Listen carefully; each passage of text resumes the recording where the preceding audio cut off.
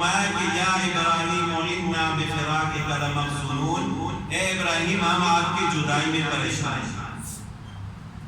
لیکن رسول اللہ صلی اللہ علیہ وسلم نے فرمایا کہ ہم اپنی زبان سے وہی بات نکالیں گے جو اللہ تعالیٰ کو پسند ہوگی، یعنی ہم اللہ تعالیٰ پر گلہ شکوہ نہیں کریں گے، ہم نوحہ نہیں کریں گے۔ ہاں آنسو بہہ رہے ہیں، یہ بیٹے کی جدائی کی وجہ سے دل مغموم ہے، اس وجہ سے بہہ رہے ہیں، لیکن زبان سے کوئی ایسے الفاظ نہیں نکلیں گے جس کی وجہ سے اللہ تعالیٰ ناراض ہو۔ رسول اللہ صلی اللہ علیہ وسلم کی رحلت کے بعد حضرت بلال رضی اللہ تعالیٰ عنہ نے مدینہ سے ہجرت فرما دی کہ اب رسول اللہ صلی اللہ علیہ وسلم کا دیدار نہیں ہو سکتا تو یہاں رہنے کا کیا فائدہ، شام چلے گئے، کافی عرصہ وہاں رہے۔ ایک دفعہ رسول اللہ صلی اللہ علیہ وسلم کو خواب میں دیکھا، رسول اللہ صلی اللہ علیہ وسلم نے فرمایا کہ بلال کیا بات ہے، ملاقات کے لیے نہیں آتے ہو، دور بسیرے کر لیے اتنا عرصہ ہوا آپ کے ساتھ ملاقات نہیں ہوئی۔ جب بیدار ہوئے تو بڑے پریشان ہوئے کہ رسول اللہ صلی اللہ علیہ وسلم کے روزہ مبارک پر تو حاضری دینی چاہیے، تو رسول اللہ صلی اللہ علیہ وسلم کے روزہ مبارک پر حاضری کے لیے مدینہ تشریف لائے۔ جب صحابہ کرام نے دیکھا تو صحابہ کرام نے جو ہے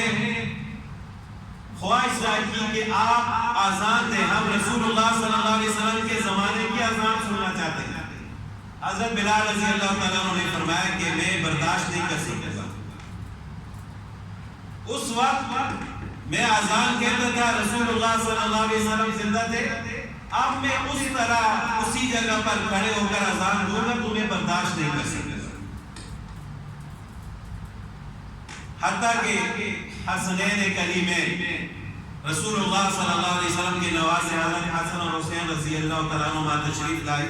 جب انہوں نے خواہش کا اظہار کیا تو حضرت بلال رضی اللہ تعالیٰ عنہ ان کے سامنے انکار نہ کر سکے، کیونکہ شہزادوں کی خواہش تھی۔ حضرت بلال رضی اللہ تعالیٰ عنہ اسی جگہ پر کھڑے ہوئے جس جگہ پر رسول اللہ صلی اللہ علیہ وسلم کی موجودگی میں کھڑے ہو کر اذان دیتے تھے۔ اذان شروع کی، خود بھی رونے لگتے اور صحابہ کرام بھی رونے لگتے۔ رونا کس وجہ سے تھا؟ رسول اللہ صلی اللہ علیہ وسلم کی جدائی کی وجہ سے، کہ آج اذان کی وہ آواز اور وہ الفاظ تو ہے، لیکن رسول اللہ صلی اللہ علیہ وسلم نے حضرت بلال رضی اللہ تعالیٰ عنہ کو مؤذن مقرر فرمایا تھا، وہ آج ہم نے موجود نہیں۔ اور روایات میں آتا ہے کہ ایسے روئے کہ غشی طاری ہو گئی حضرت بلال رضی اللہ تعالیٰ عنہ، اور جب ان کی اذان کی آواز سنی تو عورتیں گھروں سے باہر نکل آئی، وہ بھی رونے لگ گئی۔ اب صحابہ کرام بھی رو رہے ہیں، عورتیں بھی رو رہی ہیں، حضرت بلال رضی اللہ تعالیٰ عنہ رونے کی وجہ سے گر گئے، غشی طاری ہو گئی۔ تو یہ رونا رسول اللہ صلی اللہ علیہ وسلم کی جدائی کی وجہ سے۔ تو کسی کی جدائی میں رونا انبیاء علیہ السلام کی بھی سنت ہے اور صحابہ کرام کی بھی سنت ہے، اور یہ دل کی نرمی کی علامت ہے۔ اسی طرح ایک رونا جو ہے وہ قرآن پاک کی تلاوت کی وجہ سے ہوتا ہے۔ جب رسول اللہ صلی اللہ علیہ وسلم مرض الوفات میں تھے، انہوں نے حکم فرمایا کہ حضرت ابوبکر صدیق رضی اللہ تعالیٰ عنہ نماز پڑھائیں، تو حضرت عائشہ رضی اللہ تعالیٰ عنہ فرمانے لگی کہ یا رسول اللہ صلی اللہ علیہ وسلم کہ میرے والد تلاوت کی وجہ سے رونے لگ جاتے ہیں، جب وہ نماز میں تلاوت کریں گے رونے لگ جائیں گے تو لوگوں کو ان کی آواز سمجھ ہی نہیں آئے گی کہ وہ کیا پڑھ رہے ہیں۔ اسی طرح حضرت عمر رضی اللہ تعالیٰ عنہ کے بارے میں آتا ہے، ایک صحابی فرماتے ہیں کہ میں جب حضرت عمر رضی اللہ تعالیٰ عنہ کے پیچھے نماز پڑھتا تو میں آخری صف میں کھڑا ہوتا تھا اور حضرت عمر رضی اللہ تعالیٰ عنہ کے رونے کی آواز مجھے وہاں آتی۔ اسی وجہ سے حضرت عمر صدیق رضی اللہ تعالیٰ عنہ فرماتے ہیں کہ اگر کوئی شخص قرآن پاک کی تلاوت کر رہا ہو اور جہنم کا تذکرہ آئے، اس کو رونا نہ آئے تو کم از کم رونے کی شکل بنا دینا، ہو سکتا ہے اسی وجہ سے اللہ تعالیٰ اس کو جہنم کی آگ سے محفوظ کرنا۔ اور ایک رونا اپنے گناہوں کی وجہ سے رونا ہوتا ہے۔ جب اللہ تعالیٰ کسی کو توبہ کی توفیق عطا فرماتے ہیں، وہ ندامت کے آنسو بہاتا ہے تو اللہ تعالیٰ کی رحمت بھی جوش میں آتی ہے۔ جس طرح ابھی میں نے حدیث عرض کی تھی کہ رسول اللہ صلی اللہ علیہ وسلم نے فرمایا من بقا من خشیت اللہ حرم اللہ علیہ النار، کہ جو شخص اللہ تعالیٰ کے ڈر اور خوف کی وجہ سے روا تو اللہ تعالیٰ نے اس پر جہنم کی آگ کو حرام فرمایا، کہ اس کے آنسو اللہ تعالیٰ کے ڈر کی وجہ سے نکلے ہیں تو اللہ تعالیٰ بھی اس پر جہنم کی آگ کو حرام فرما دیتے ہیں۔ اور حدیث پاک میں آتا ہے کہ قیامت کے دن ایک شخص آئے گا جو دنیا میں اللہ کے خوف اور ڈر کی وجہ سے رویا ہوگا، لیکن اس کی گواہی دینے والا کوئی نہیں ہوگا۔ اللہ تعالیٰ تو عالم الغیب ہے، لیکن اللہ تعالیٰ فرمائیں گے ہے کوئی آپ کی گواہی دینے والا کہ دنیا میں آپ میرے خوف کی وجہ سے روئے ہو؟ جب کوئی بھی اس کی گواہی دینے والا نہیں ہوگا تو حدیث پاک میں آتا ہے اس کی آنکھوں کی پلکوں کا ایک بال گواہی دے گا، کیونکہ آنکھوں سے آنسو نکلتے ہیں، اس کی آنکھوں کی پلکوں کا ایک بال گواہی دے گا کہ یا اللہ یہ شخص دنیا میں آپ کے ڈر اور خوف کی وجہ سے رویا۔ تو ایک اعلان کرنے والا اعلان فرمائے گا کہ یہ ہے وہ شخص جس کو اللہ تعالیٰ نے ایک بال کی گواہی کی وجہ سے جہنم سے آزاد فرمایا۔ اگر کوئی بھی چیز گواہی دینے والی نہیں ہے تو پھر بھی اللہ تعالیٰ کی ذات عالم الغیب ہے،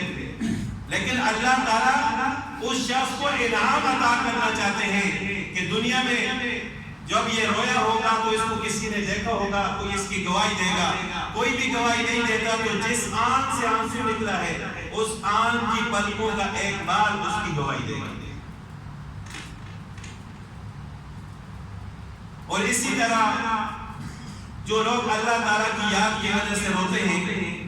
اللہ تعالیٰ کی ملاقات کی وجہ سے روتے ہیں،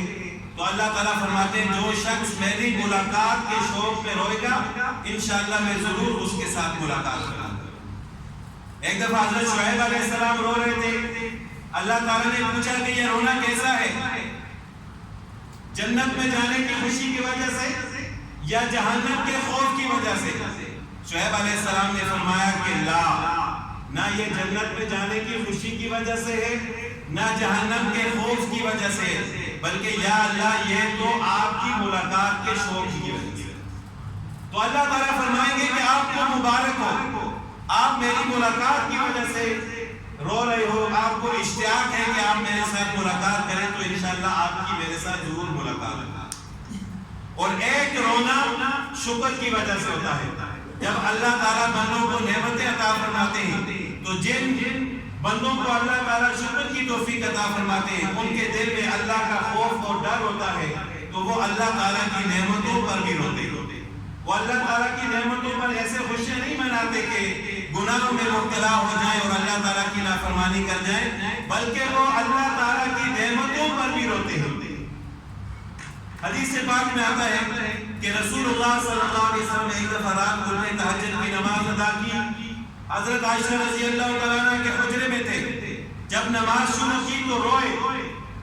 اس کے بعد جب رکوع میں گئے تو پھر خوب روئے، جب سجدے میں گئے تو پھر روئے، اور اسی طرح جب سجدے سے اٹھے تو پھر خوب روئے۔ جب نماز سے فارغ ہوئے حضرت عائشہ رضی اللہ تعالیٰ عنہ نے فرمایا کہ یا رسول اللہ صلی اللہ علیہ وسلم یہ رونا کیسا ہے؟ اللہ تعالیٰ نے تو اعلان فرما دیا ہے کہ آپ کے پہلے اور اگلے اور پچھلے ہم نے تمام گناہ معاف فرما دیے ہیں۔ تو رسول اللہ صلی اللہ علیہ وسلم نے فرمایا کہ عائشہ جب اللہ تعالیٰ نے یہ اعلان فرما دیا ہے تو افلا اکون عبدا شکورا، کیا میں اللہ تعالیٰ کا شکر گزار بندہ نہ بنوں؟ یہ آنسو تو شکر کی وجہ سے ہے، جب اللہ تعالیٰ نے میرے اگلے اور پچھلے تمام گناہ معاف فرما دیے ہیں، حالانکہ انبیاء علیہ السلام معصوم ہوتے ہیں، تو جب اللہ تعالیٰ نے یہ اعلان فرما دیا ہے تو میرا یہ حق ہے، میں اللہ تعالیٰ کا بندہ ہوں کہ میں اللہ تعالیٰ کا شکر گزار بندہ بنوں اور اللہ تعالیٰ کا شکر ادا کروں۔